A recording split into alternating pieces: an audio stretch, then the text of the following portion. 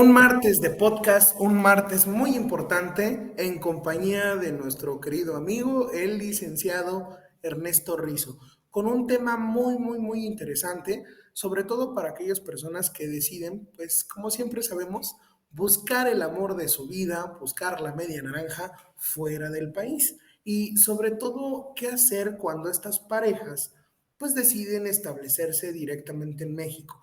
Entendemos que hoy en día, conforme a los cánones actuales, pues no todo funciona a través de figuras como el matrimonio, o incluso vamos a poder ver figuras muy diferentes en el país. Para poder hablar de esto, pues de antemano quisiera saludarte, hermano, y pues un gustazo compartir contigo como lo hacemos cada 8 días, pues con toda la comunidad de Día MSC.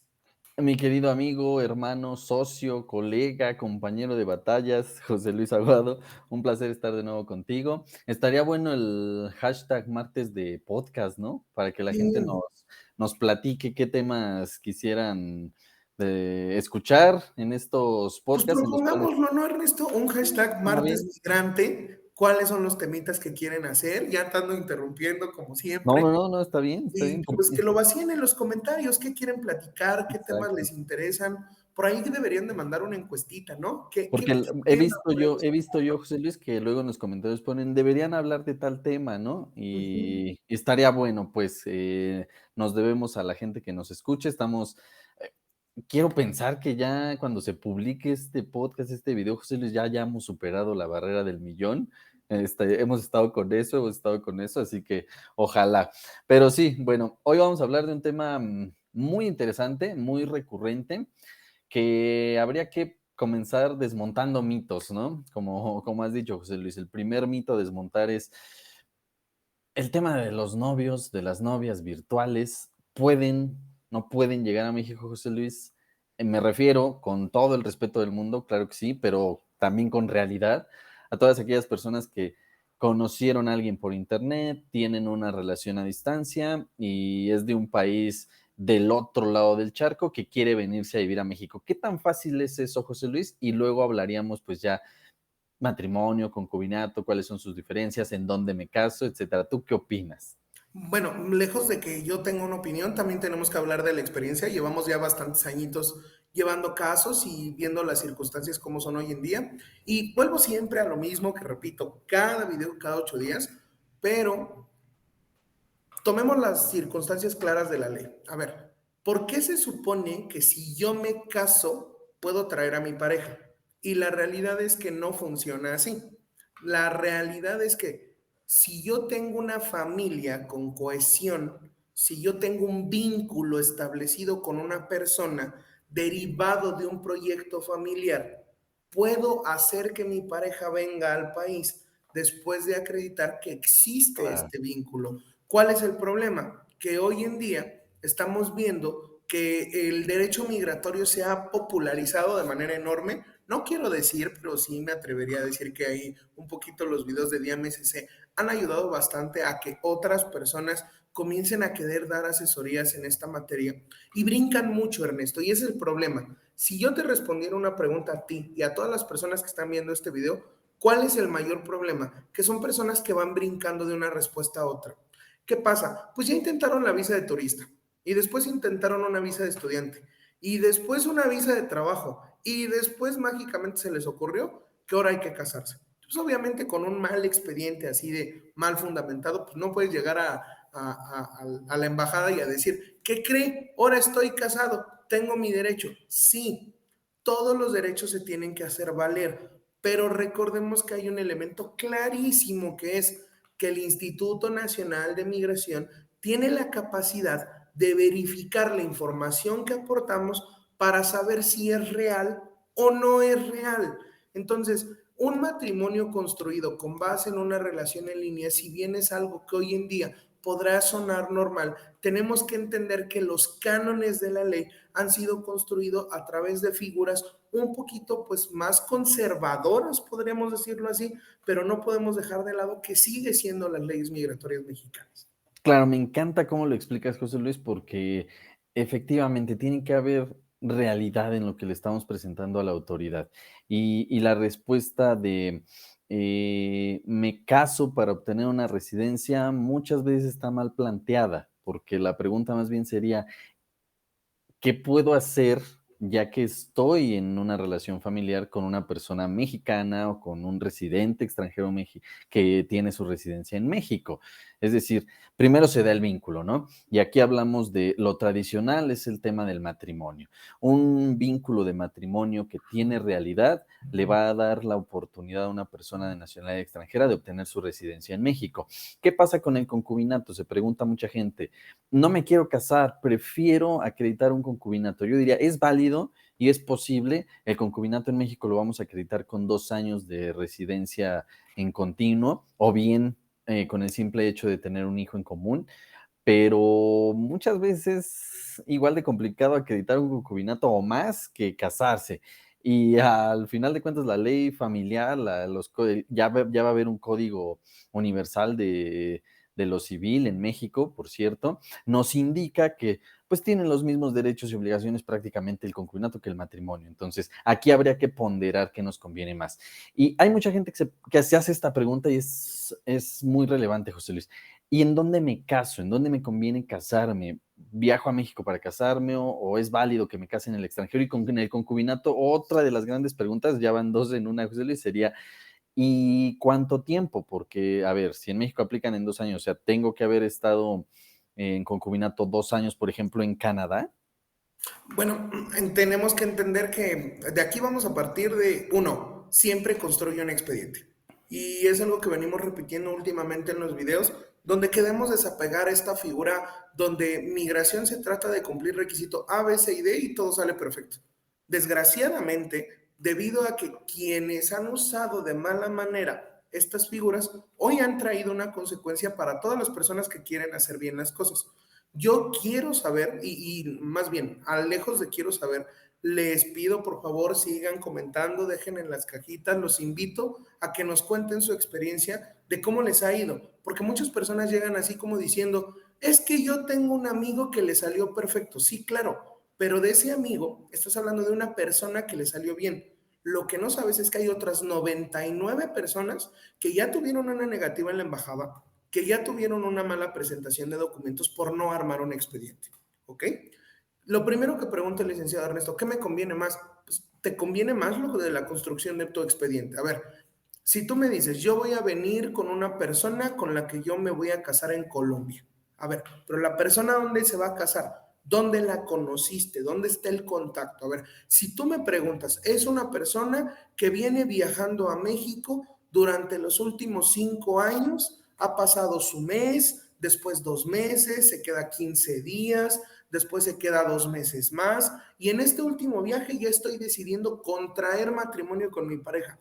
Pues te diría que por construcción de expediente lo que más te conviene es casarte en México. ¿Por qué? Porque ya estás trayendo una historia donde tú puedes acreditar elementos reales de que hay una relación y que la relación se ha estado desarrollando en México. Y aquí en México te vas a poder casar, no vas a tener que hacer apostilla de documentos y no vas a tener que hacer legalizaciones ni vas a tener que hacer inscripción de matrimonio. Sin embargo, hablemos de un extranjero que lleva 5 viajes a Brasil y conoció a la chica en Brasil, pero como la chica en Brasil necesita visa para viajar a México, es obvio que no existe, y esto es clarísimo y lo voy a decir porque otro gran mito bajado del cielo de todo lo que se dice en internet, no existe visa para prometidos en México.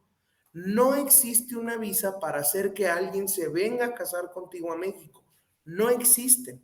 Entonces, si esa persona está construyendo una relación, ya probó que tiene 5 o 6 viajes, va a Brasil, entonces lo que le conviene es casarse en Brasil. Y lo que yo siempre voy a decir, como dice Ernesto, al final del día, las leyes mexicanas están construidos conforme a sistemas jurídicos muy importantes. Y Ernesto, que somos compañeros desde hace muchísimo tiempo, incluso compartimos clases dentro de la facultad, siempre hubo un elemento muy importante que existe en el derecho, y es que el matrimonio, lejos de ser una figura para contraer derechos y obligaciones, es una figura que el derecho protege de manera muy amplia. Exacto, y hay un entramado muy complejo de diversas situaciones que se pueden dar. Yo hablaría también de dos en las que hay que tener especial cuidado. Uno esta situación que se da de que una persona conoce a otra persona, su pareja, en un mes, ¿no? O sea, voy de viaje a Cuba, conozco a una persona, me caso con ella, me regreso a México y luego le quiero tramitar visa por unidad familiar por el matrimonio. A ver, la autoridad evidentemente va a sospechar, así va a preguntar, o sea, ¿cómo? Nada más fuiste de turismo, te enamoraste en 3 días, ya te casaste y quieres ayudar y quieres llevarte a tu pareja a México, más bien parece ser que la quieres ayudar y la autoridad siempre va a evitar que se utilicen los trámites migratorios como plataformas migratorias, así llamadas, para que estas personas luego puedan ir a Estados Unidos, etcétera. Hay que tener un especial cuidado con eso, porque el índice de negativa puede ser muy amplio. Y el segundo cuidado es con los matrimonios por poder. Mucha gente también está convencida del mito de que me puedo casar por poder, ya me dijeron que sí se puede.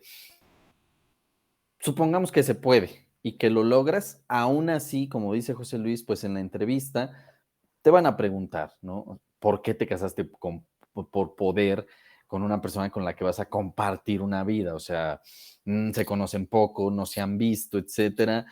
Puede sonar bastante extraño, porque en una entrevista para un trámite por vínculo familiar de matrimonio, te van a preguntar el nombre de la persona, su edad, a qué se dedica, el nombre de sus padres, de sus hermanos, a qué se dedican, un poco sobre su infancia. Te pueden preguntar incluso la boda, cómo iba vestida, qué comieron, qué bailaron, por qué se casaron ahí, etcétera, etcétera, etcétera, ¿no? Y vamos buscando una realidad. Entonces, como bien decimos, yo creo que a la pregunta de qué me conviene más, hay que responderla analizando las particularidades del caso, que exista una realidad y armar un expediente mm, robusto para acudir a presentar un trámite de estos, ¿no, José Luis?